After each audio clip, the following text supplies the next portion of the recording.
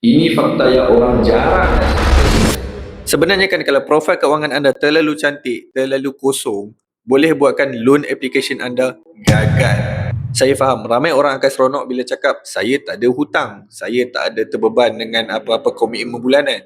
Tapi sebenarnya kan dalam dunia bank, itu bukannya advantage tau. Sebab bank tak pandang orang yang clean. Diorang akan tengok orang yang ada proven record pembayaran. Bulan-bulan dia bayar cantik. So kalau anda tak pernah pakai credit card, tak pernah buat loan kecil-kecil, ASB ke, tak pernah ada komitmen ke, itu sebenarnya sesuatu yang merisaukan tau. Sebab bank tak tahu satu benda yang penting, iaitu pattern pembayaran anda. Sama ada anda bayar on time ke, anda ni memang jenis yang disiplin ke, konsisten ke. Sebab itulah kadang-kadang ada orang yang gaji dia biasa je, tapi senang lulus loan. Dan ada juga orang yang gaji besar, gaji SGD ke, tapi sangkut. Jadi kalau anda ada plan nak beli rumah dalam masa 6 bulan sehingga 12 bulan yang akan datang, jangan tunggu bank reject dulu baru nak betulkan. Bina track record dulu, baru apply loan.